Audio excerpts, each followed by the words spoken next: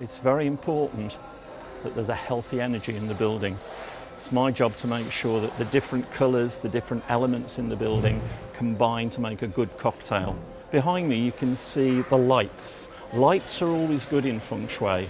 If you can push the light towards the ceiling, if you can push the light upwards instead of downwards. So uplighters are very good.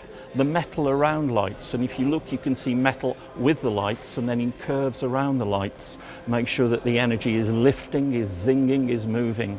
So important that the energy doesn't go slowly, doesn't get stagnant, doesn't get treacly. Everything that you see behind me is making sure that the energy moves in the main part of the building and is flowing constantly through, giving the health to the building. Curves, bends in stairways, in balconies, in tables, in edges of bar areas.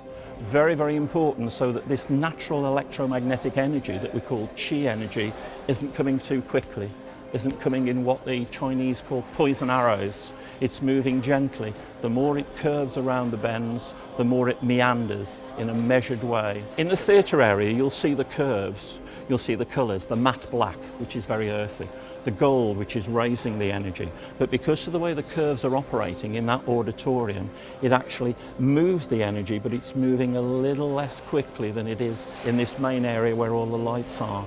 So you can settle into the theatre, you can enjoy the show. The razzmatazz, the moving energy, is going on the stage. The audience is there to sit, to settle, to enjoy, and that's the energy that's there because it's acting like a bowl and collecting the energy together. We're looking at the main entrance here, very, very important in Feng Shui.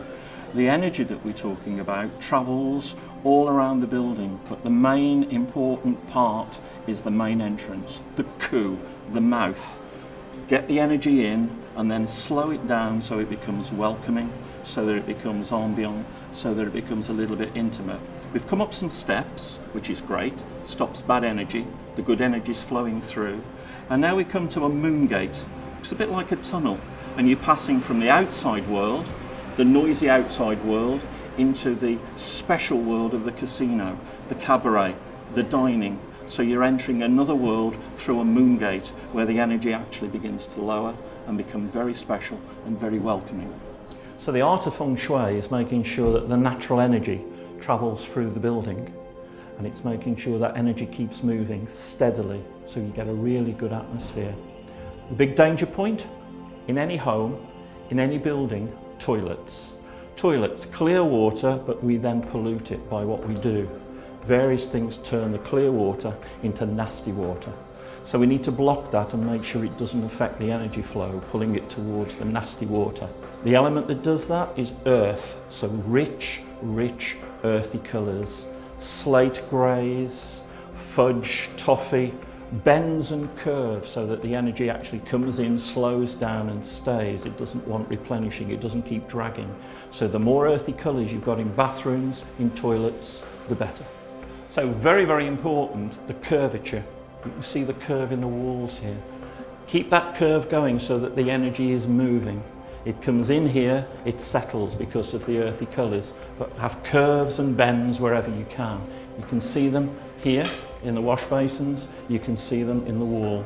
Feng Shui is about 5, 6, 7,000 years old, and it's to do with the movement of natural energies. The same energies that you talk about in yoga, in martial arts. It's a Qi energy, it's a natural electromagnetic energy that Brian Cox talks about in quantum physics. It's exactly the same moving energy. And the Chinese and the Japanese and the Indian peoples discovered that if you use certain elements, 5 elements, and you use the colours associated with them, then the energy would move in a set way. You get the recipe right, and the energy, like Goldilocks' porridge, it wouldn't be too hot, it wouldn't be too cold, it would be just right for a building. So this Qi energy has to flow in a measured and meandering way. And to do that, you use colours. To raise the energy, you can use fiery colours. To zing the energy, to make it spark so it doesn't go stagnant, you can use metallic colours. to stabilise the energy so that you feel comfortable, so that you feel you want to sit and settle, you use earthy energies. If you really want rapid movement, then you use water energies of blues and turquoise. And wood energies symbolise ambition and growth, so it really makes sure that the energy is moving upwards. So around stairs in particular, the stairs are very important to push the energy upwards. Use big plants, use lights, rather than the waterfall effect of the energy with gravity just dropping down into a stagnant puddle. All the energies are here.